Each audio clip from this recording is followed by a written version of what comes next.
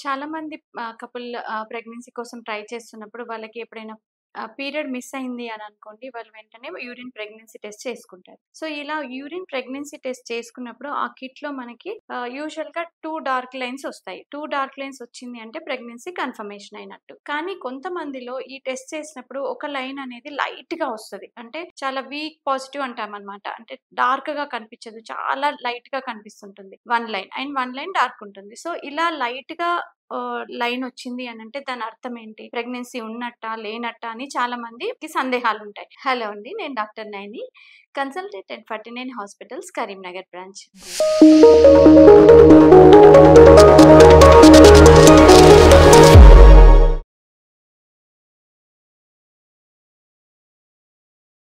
So, ఇలా week line వచ్చింది అనంటే దానికి కొన్ని రకాల కారణాలుండొచ్చు. మెయిన్‌గా వచ్చేసి ఫస్ట్ రీజన్ మీరు ఈ ప్రెగ్నెన్సీ టెస్ట్ అనేది చాలా ఎర్లీగా చేసుకున్నారు. అంటే మీ మిస్డ్ పీరియడ్ ఇంకా రాలేదు కంటే ముందే ఈ ప్రెగ్నెన్సీ టెస్ట్ చేసుకున్నారు అనుకోండి. అలా లైన్ లైట్‌గా వచ్చే అవకాశం ఉంటుంది. అండ్ ఇంకొకటి ఏంటి అంటే కొంతమందిలో పీరియడ్స్ అనేవి ఇర్రెగ్యులర్‌గా ఉంటాయన్నమాట ముందు నుంచే. సో, వాళ్ళలో ఓవ్యులేషన్ అనేది డిలేడ్‌గా అవుతుంది. అంటే లేట్‌గా అవుతుంది. సో, అప్పుడు వాళ్ళకేంటంటే పీరియడ్ మిస్ అయినా కానీ ఈ టెస్ట్ చేసుకున్నప్పుడు అది వీక్ పాజిటివ్ వస్తుంది. బట్ మళ్ళీ దాన్ని రిపీట్ చేసినట్టయితే అది మళ్ళీ డార్క్‌గా మారుతుంది. అంటే వాళ్ళలో గ్రోయింగ్ ప్రెగ్నెన్సీ ఉంది. కానీ లేట్‌గా అది డిటెక్ట్ అవుతుందన్నమాట. ఇది ఒక రీజన్ అయ్యుండొచ్చు.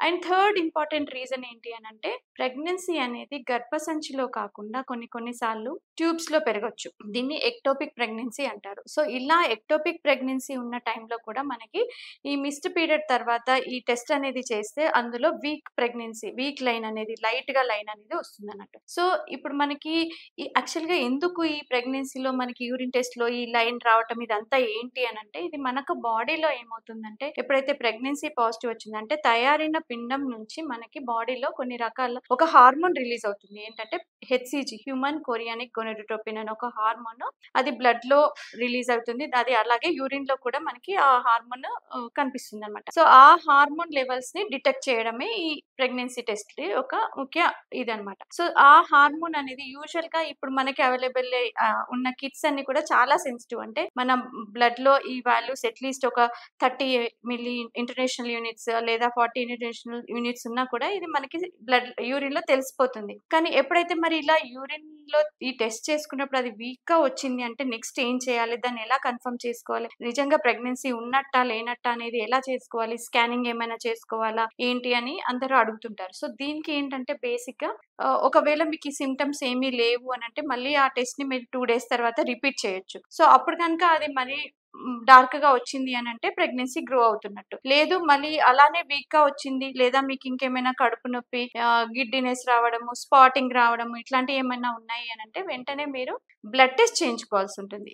అంటే బ్లడ్‌లో మనకి serum beta HCG levels check చేయడం అన్నమాట. సో, అలా సీరం బీటా హెచ్‌సీజీ బ్లడ్‌లో టెస్ట్ చేసినప్పుడు అది కనుక మనకి రైజ్ అయినట్టయితే మనకి ప్రెగ్నెన్సీ అనేది కన్ఫర్మ్ అయినట్టు. కానీ మనకి స్కానింగ్‌లో ప్రెగ్నెన్సీ ఉందా లేదా తెలియాలి అంటే మనకి బ్లడ్ టెస్ట్‌లో అట్‌లీస్ట్ 1000 యూనిట్స్ కంటే ఎక్కువగా ఉంటేనే మనకి స్కానింగ్‌లో అది మనకి తెలుస్తుంది. సో, ముందుగా మనకి ఫస్ట్ చేయాల్సిందేంటంటే బ్లడ్ టెస్ట్. సో, బ్లడ్ టెస్ట్‌లో మనకి కన్ఫర్మ్ అయింది.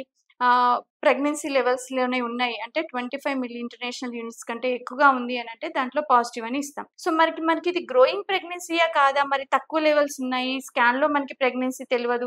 ఈ ప్రెగ్నెన్సీ అనేది పెరుగుతుందా? లేదంటే ఇది ఎక్టోపిక్ ప్రెగ్నెన్సీయా తెలియాలి అనంటే రిపీట్ బీటా హెచ్‌సీజీ మళ్ళీ బ్లడ్‌లో 48 అవర్స్ తర్వాత మళ్ళీ రిపీట్ చేస్తే ఏంటంటే ఆ లెవెల్స్ అనేవి డబుల్ కంటే ఎక్కువ అవ్వాలి. అలా డబుల్ కంటే ఎక్కువ అవుతుంది అంటే సపోజ్ ఈరోజు మనం చేసినప్పుడు లెవెల్స్ అనేవి ఒక 400 యూనిట్స్ వచ్చింది అంటే మళ్ళీ 48 అవర్స్ తర్వాత అది 800 కంటే ఎక్కువ 900, 1000 అట్లా వచ్చింది అనంటే అది పెరిగే ప్రెగ్నెన్సీ అన్నట్టు. సో, అప్పుడు భయపడాల్సిన అవసరం లేదు. లేదు తక్కువగా పెరుగుతుంది 50% కంటే తక్కువగా పెరుగుతుంది అనంటే అప్పుడు మనం సస్పెక్ట్ చేయాల్సి ఉంటుంది. ఎక్టోపిక్ ప్రెగ్నెన్సీయా లేదంటే ఫెయిల్డ్ ప్రెగ్నెన్సీయా కొన్ని సార్లు ప్రెగ్నెన్సీ అనేది జస్ట్ స్టార్ట్ అవుతుంది. మళ్ళీ అది పూర్తిగా పెరగదు. అలాంటిది ఫెయిల్డ్ ప్రెగ్నెన్సీ అంటారు. లేదంటే బయోకెమికల్ ప్రెగ్నెన్సీ అంటారు. ఇలాంటివి ఏమైనా ఉన్నాయా అనేది గమనించుకోవాల్సి ఉంటుంది. సో, మీ విషయంలో ప్రెగ్నెన్సీ టెస్ట్ పాజిటివ్ వచ్చింది. కానీ లైన్ లైట్‌గా వచ్చింది అనంటే దానికి ఎలాంటి కారణాలు ఉండొచ్చు అనేది వెంటనే మీ డాక్టర్‌ని కన్సల్ట్ చేసి ఏ రకమైన టెస్టులు చేయించుకోవాలి అనేది తెలుసుకోవాలన్నమాట. Thank you.